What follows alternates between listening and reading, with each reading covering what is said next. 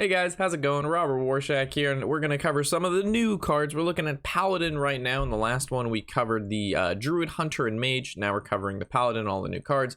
These look pretty interesting. Granted, we've seen some sort of Dragon Paladin before. It was not very good. I mean, it was okay, but it was never like really like tier 1 good sauce. But maybe now is the control Dragon Paladin's time to shine. All right. 3 mana Call to Adventure, draw the lowest minion from your deck, and give it 2/2. So it's a draw mechanic, and it's a +2 mechanic. As we know, +2/+2 is basically worth somewhere in between 1 and 2 mana, and draw 1 is basically worth 1 mana. So overall, this card is actually not very bad. It's fair for the cost, it's fair for the price, it does what it's supposed to do. Anything that normally draws cards and gives it buffs is like, it's kind of hard to call this card bad. Most of the time, this is not a bad foreplay or turn 4 play.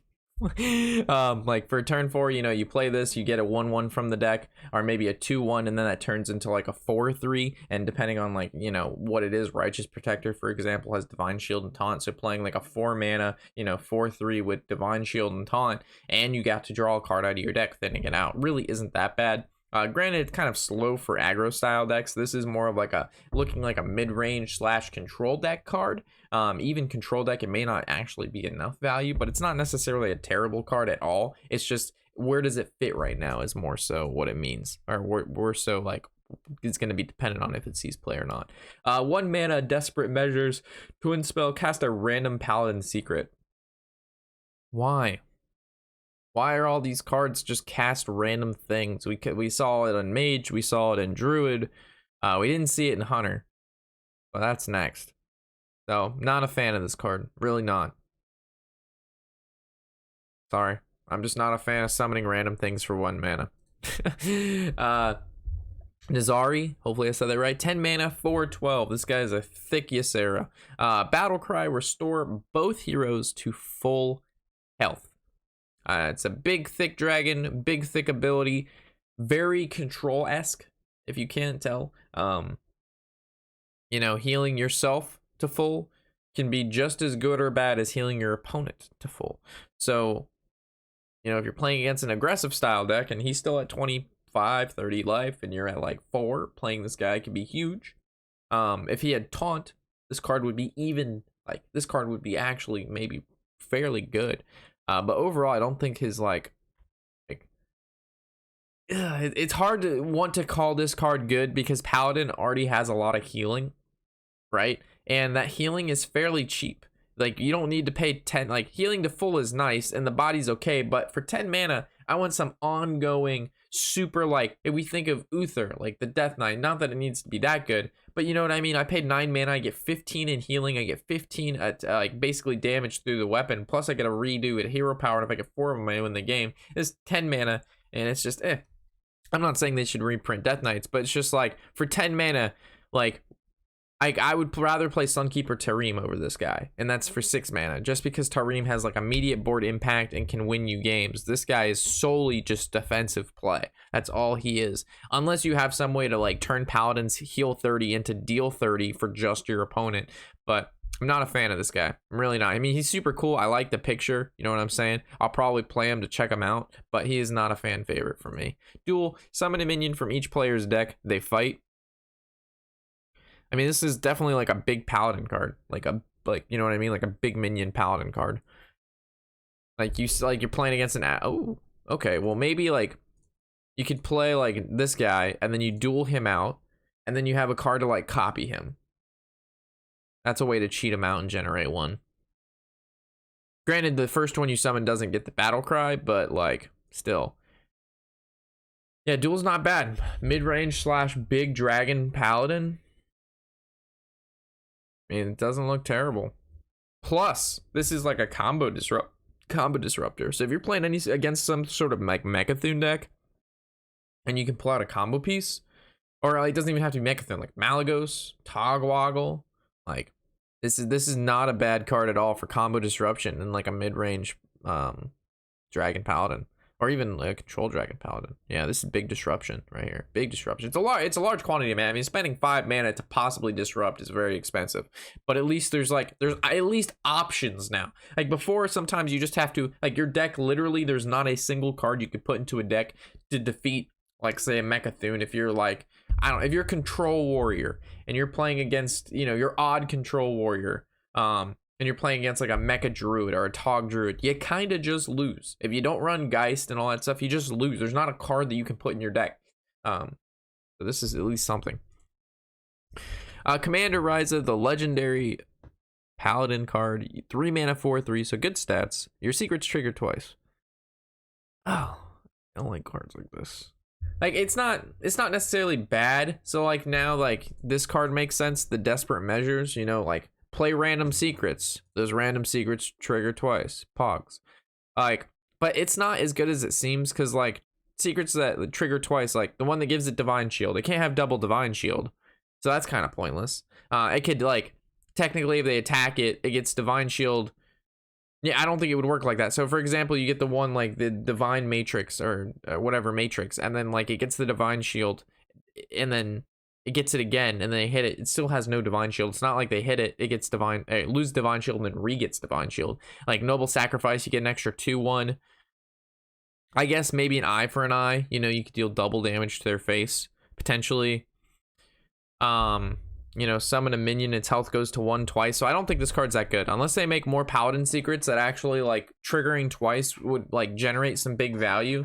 Like, I guess the resummon a minion one could be powerful, but overall, like, I don't think this is that great. Like, for a Paladin legendary, this is pretty, like, these are 2 pretty bad Paladin legendaries in comparison to what they've printed in the past. Bronze Herald, the 3 mana 3/2 Death Rattle, add 2 4/4 dragons to your hand. That's actually really good. This card's a really good value for Paladin dragons. Like, good value. Like a 3 mana 3/2 that makes 2 4/4s. That's just solid. This is a staple in any Dragon Paladin, 100%. Dragon Speaker, 5 mana 3/5, so stats really aren't that bad. Reminds me of like the old mid-range commander dude. Can't think of his name, but he gave all the recruits. I don't know. Battlecry, give all dragons in your hand +3/+3. That's huge. Yeah, this card's a staple in dragons too, obviously. This guy's just good. Stats aren't like really great, but like +3/+3 is worth like a lot. Like, think about, I don't know, I don't want to say think about Fungalmancer.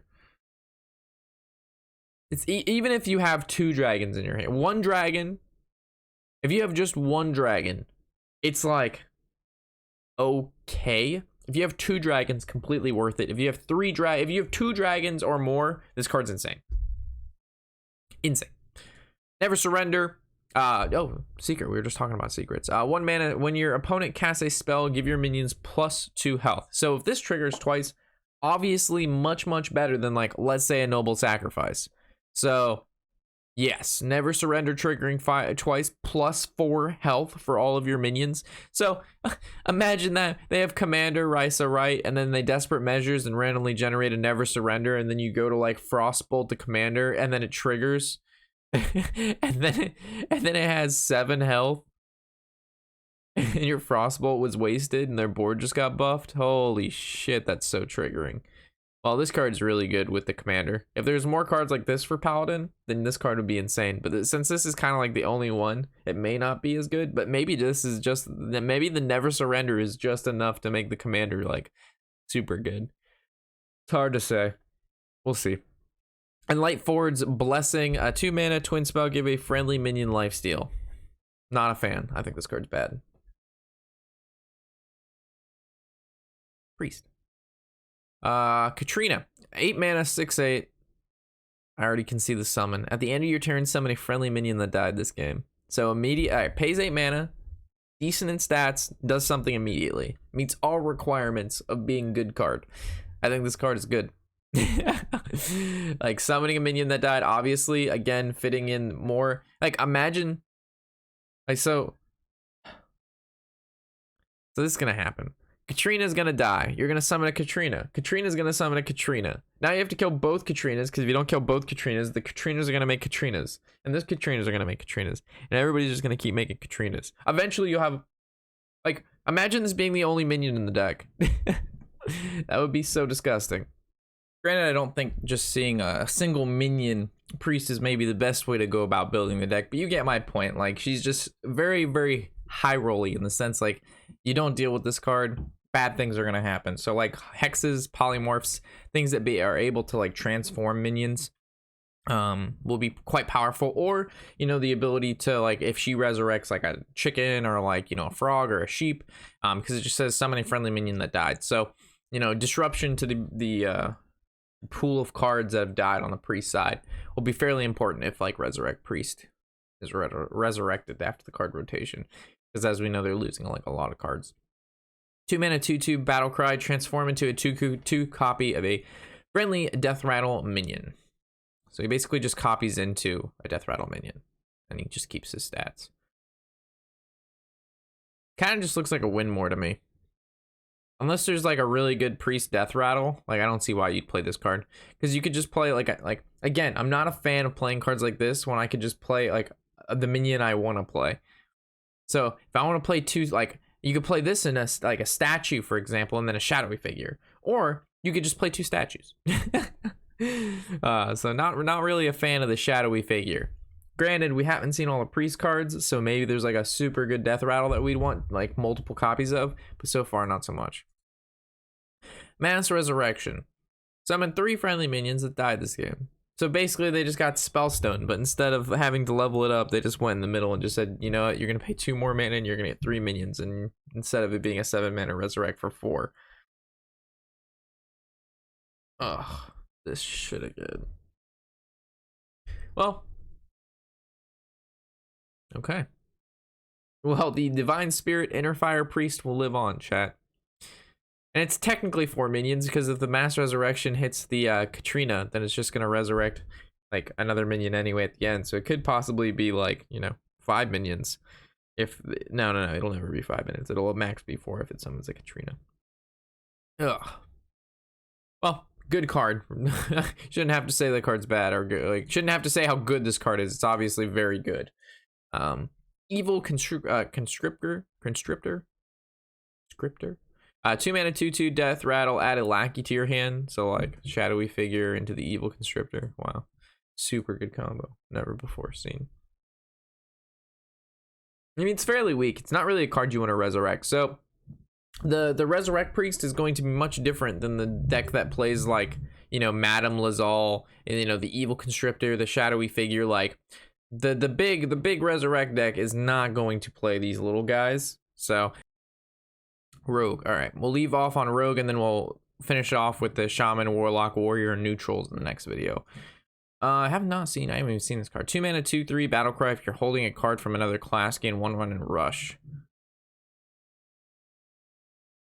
I don't think this artwork fits in Hearthstone. I'm not gonna lie, the artwork of this card does not scream Hearthstone to me. It's kind of freaking me out. Like, this looks like Fortnite.